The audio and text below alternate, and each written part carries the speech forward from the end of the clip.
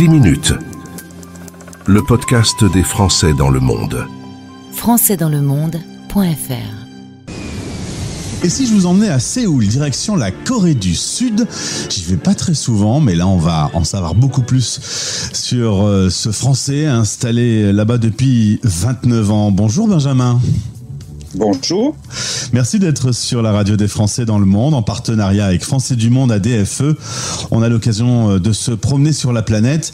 Si tu veux bien, on revient en France pour commencer. Tu es originaire de Bordeaux. Tu vas vivre 17 ans dans cette jolie région avant de monter faire tes études à Paris. Et en 94, tu dois faire le service militaire. Ça, c'était pas une passion, hein. T'avais pas très envie d'y aller. Non, je dois te l'avouer, j'étais à Paris en train de faire des études qui me plaisaient, entouré d'amis.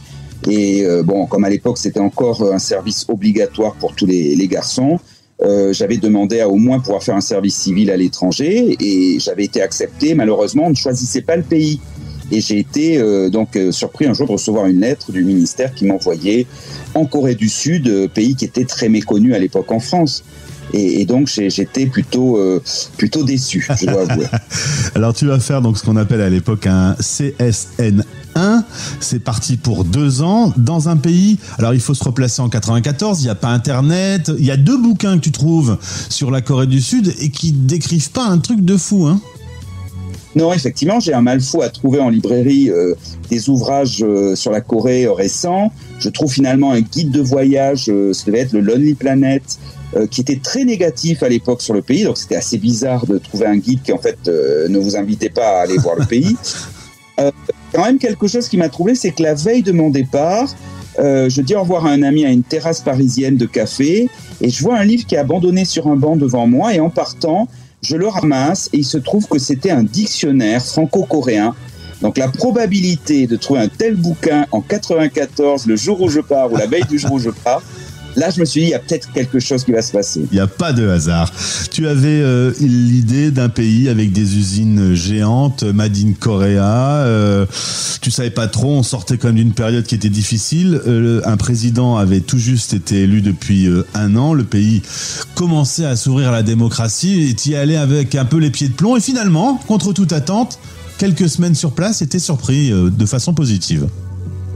Et oui, je pense que ça, c'est l'aspect positif d'arriver sans trop de clichés culturels. J'avais des clichés très généraux, la division nord-sud, on était en plein été 94 avec la mort du dictateur Kim Il-sung au nord, donc il y avait des problèmes au niveau donc de l'arme atomique, etc. Donc on était un petit peu dans une situation de stress, mais je ne connaissais pas grand-chose d'autre.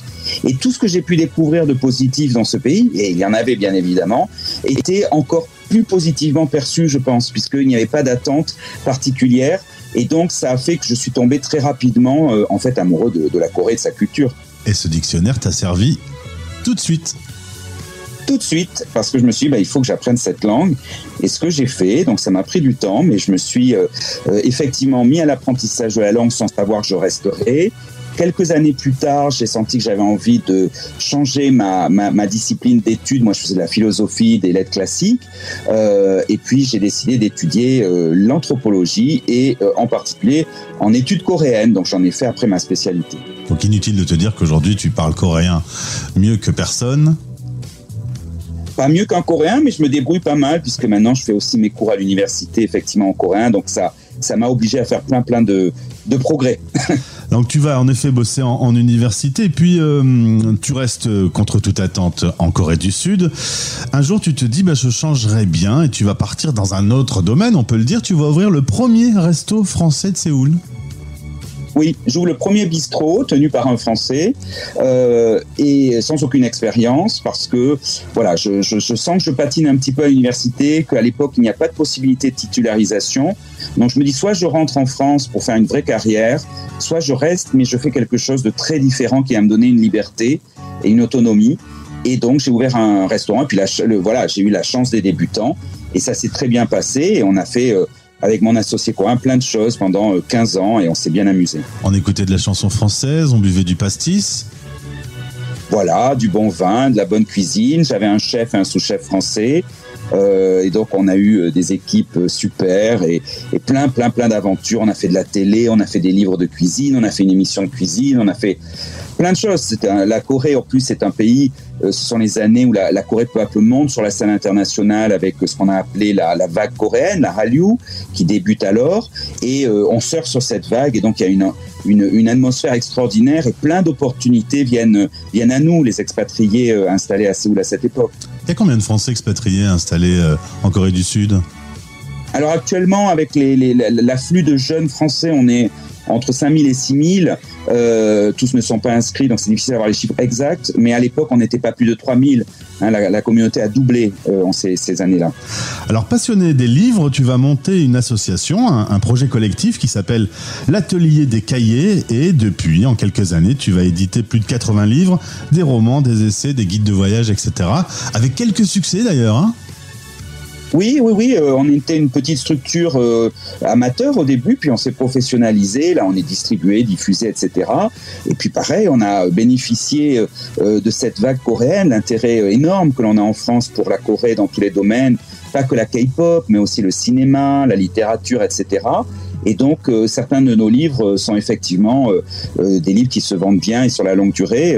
Et c'est vrai qu'on bénéficie de ce moment très particulier d'un intérêt grandissant pour ce pays, cette culture en France. Tu viens de citer la K-pop. C'est vrai qu'il y a une stratégie du pays de parler d'eux via la culture, via le cinéma, la musique, etc. Et ça fonctionne plutôt pas mal du tout, hein. C'est une success story, hein. C'est devenu un peu même un cas d'école, hein, cette utilisation du soft power pour faire passer un pays qui avait une image assez absente, voire négative, qui peu à peu est devenu une grande puissance, donc un pays développé. On dit que la Corée est 10e ou 11e puissance mondiale, et surtout lui donner une existence, une visibilité sur la scène internationale, puisqu'il y avait ce déficit d'image. Et ce soft power a créé une image très, très sexy, très dansante, très fun, très pop, très violente aussi par ces séries. On a tous certainement vu Squid Game l'année dernière sur Netflix. Donc voilà, c'est une image qui s'est créée avec l'aide, bien évidemment, du gouvernement coréen qui a été très actif. On dit souvent qu'en Corée du Sud cohabite l'extrême modernité et puis un peuple qui a aussi une grande culture historique. Il peut y avoir une conjugaison des deux mondes ? Il y a une conjugaison, mais je dirais que ce n'est pas une vraie dialectique qui unifierait les deux, c'est plutôt un choc. Et ce choc produit des étincelles, c'est ce qui fait que la culture coréenne et puis la société coréenne est si vivante, si parfois aussi traversée de paradoxes et de violences symboliques ou réelles, mais aussi si séduisante. Et je crois que c'est ce choc entre ces deux aspects de hyper-modernité d'un côté et tradition, comme tu le rappelles, qui fait que la Corée et les Coréens sont très attachants, même si pour eux, je pense que c'est un univers, un environnement assez difficile, il faut l'avouer. Tu as vécu à Bordeaux, tu as vécu à Paris et te voilà à Séoul. Qu'est-ce que tu peux dire pour les auditeurs qui nous écoutent sur toute la planète ? Comment c'est le quotidien à Séoul ? Ça vit, ça fait du bruit, on profite de la nature. Parle-moi un peu de ton quotidien. Oui, c'est une ville qui est séduisante, qui a beaucoup changé dans le bien, ce que je ne pensais pas possible pour une mégapole. On est passé d'une ville de béton à une ville qui désormais fait plus de place à ses montagnes, à ses ruisseaux, à ses forêts. On peut avoir une maison avec un jardin dans Séoul, ce qui est extraordinaire, même si bien sûr la vie est assez chère désormais. C'est une ville qui ne s'arrête pas, donc on peut à tout moment faire ses courses, manger, boire un verre, etc. Et ça c'est très bien sûr enrichissant de vivre dans une ville aussi dynamique. Après, c'est aussi une vie un petit peu difficile, comme on peut l'imaginer, comme dans la vie dans toutes les mégalopoles, où il y a peut-être une sorte de solitude urbaine, moderne. Il y a parfois des relations qui sont assez dures. Donc voilà, il y a les deux qui coexistent et tout va dépendre de la manière dont tu te fais ta vie à Séoul. Voilà, avec le temps, je crois que j'ai réussi à faire une vie qui me convient. Mais c'est une ville pleine de challenges. Donc c'est pour les jeunes Français ou les moins jeunes Français qui viennent en Corée, je ne peux que les inviter d'abord à venir découvrir le pays. Mais c'est vrai qu'il faut aussi savoir se faire son cocon et peut-être, alors ça va être peut-être un peu négatif ce que je vais dire, mais savoir rester quand on s'est fait ce cocon et peut-être savoir aussi partir parce que la Corée est un pays assez dur et donc qui peut être dur aussi pour les expatriés. C'est le podcast 1613, je suis avec Benjamin Joanneau. La question de la nourriture, puisque c'est un truc qui passionne les Français dans le monde entier, comment ça se passe? Parce que on a du mal à imaginer ce qu'on mange là-bas. Et est-ce que la nourriture française te manque?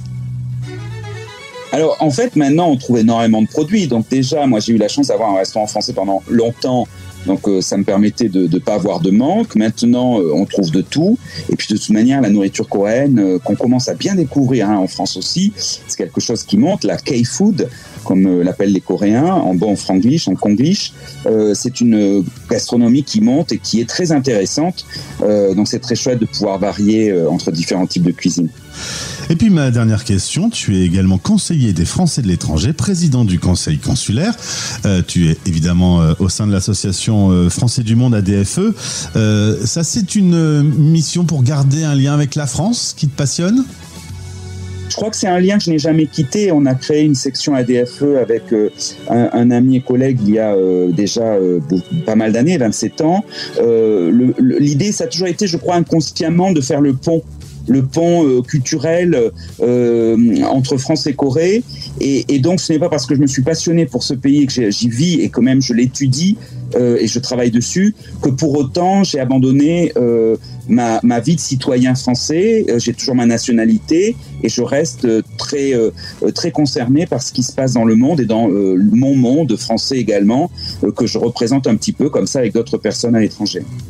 Merci beaucoup Benjamin. Depuis Séoul, nous étions en Corée du Sud. Avec Ma vie ailleurs, je voyage partout, c'est fantastique.